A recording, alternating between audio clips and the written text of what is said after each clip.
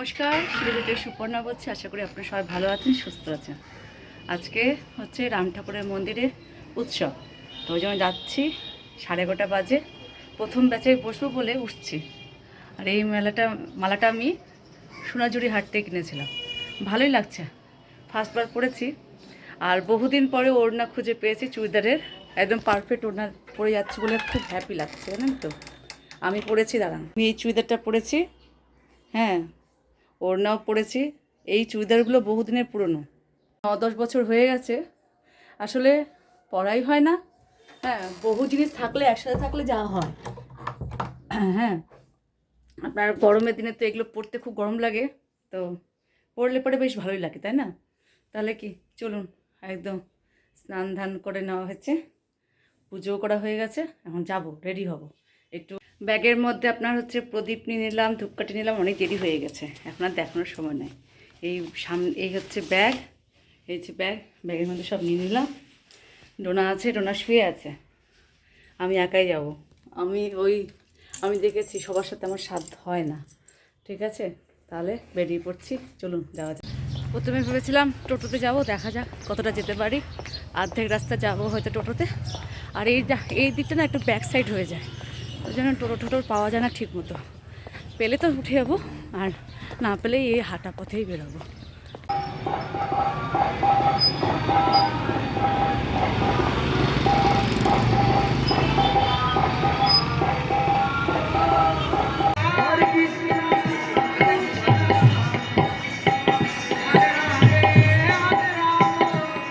এইখানে আপনার সুন্দর করে ব্যবস্থা করা হয়েছে প্রদীপ জ্বালানোর। একদিকে ভালো, আপনার এইভাবে ব্যবস্থা থাকলে পরে সব দিকে ছিটিয়ে যায় না, আগুনের ব্যাপার তো।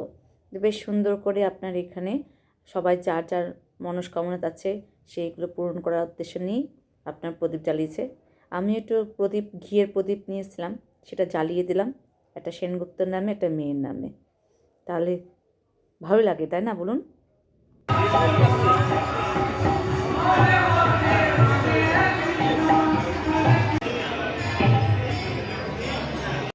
এখনও আপনার প্রসাদ বিতরণ হয়নি, এখন আপনার অনেকগুলো কড়াই আপনার এরকম করে খিচুড়ি বানানো হচ্ছে। তারপরে আপনার প্রসাদ, আপনার মেন যে আপনার প্রসাদ আছে গুরুদেবকে যেটা দেওয়া হয়েছে সেটা সম্পূর্ণ মেলানো হবে, তারপরে প্রসাদ বিতরণ উৎসব শুরু হবে, বুঝছেন? একটার পর একটা স্টেপ বাই স্টেপ। আর এই হচ্ছে আমাদের বসার জায়গা, কি সুন্দর দেখুন করেছে। সবাই বসেও পড়েছে মোটামুটি, আমিও বসে পড়েছি। হ্যাঁ, এটা হচ্ছে প্রথম ব্যাচ। আপনার এরপরে যতক্ষণ প্রসাদ থাকবে ততক্ষণ আপনার এরকমভাবে প্রসাদ বিতরণ উৎসবটা চলতে থাকবে। বেশ বড় সড়ো করেই আপনার এখানে রাম ঠাকুরের উৎসব পালন করা হয়।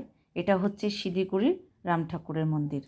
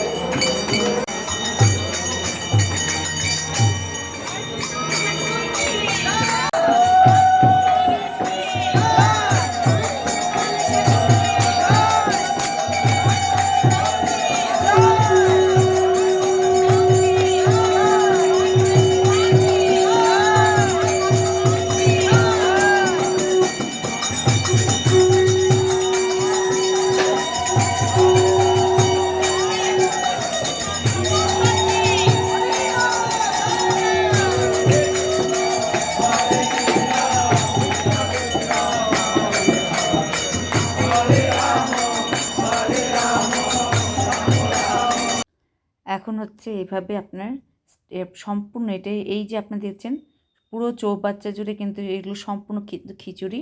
এর মধ্যেই গুরুদেবের মহাভোগ মেশানো হচ্ছে। একটার পর একটা স্টেপ বাই স্টেপ আপনার হচ্ছে আপনার অনুষ্ঠানটা চলছে।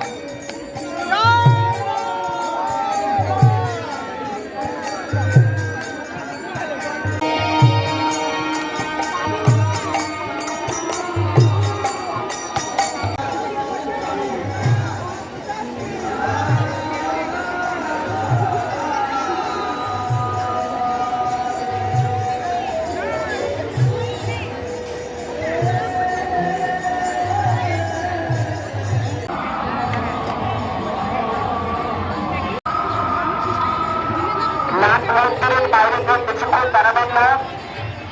নাট মন্দিরের বাইরে গিয়ে দাঁড়াবেন না। নাট মন্দিরের সামনেটা ফাঁকা রাখুন। নাট মন্দিরের বাইরে দাঁড়াবেন না।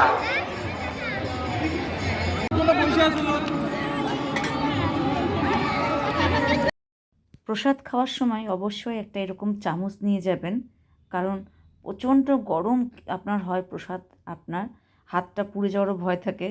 আর এরকমভাবে একটা চামচ থাকলে পারে আপনার বেশ সুবিধাই হবে প্রসাদ খাওয়ার জন্য। আমার প্রসাদ খাওয়া হয়ে গেছে। এই রাস্তা দিয়ে যাচ্ছি, এই রাস্তাটা একটু নোংরা পড়ে, কিন্তু এই রাস্তা দিয়ে গেলে পরে শর্টকাট হয়ে যায়, নাহলে অনেকটা ঘুরে পড়ে যেতে হয়। বাড়ি আসলাম, বাড়ি আসার পরে ডোনার খুব খিদে পেয়েছিল বলে খাবারটা দিলাম, আর কানেরটা খুলেই নিই। যাই হোক, এটা সিনেমা দেখছিলাম, তাও ভালোই দিনটা কাটলো। আপনার একটু আগে আগে গিয়েছিলাম, তার জন্য সব কিছু দেখতে পেলাম, ভালো লাগলো বেশ। দিনটা বেশ ভালোই কাটলো। তাহলে আজকের মতো এখানে ভিডিও শেষ করছি। টাটা, বাই বাই, আবার নেক্সট দেখা হবে।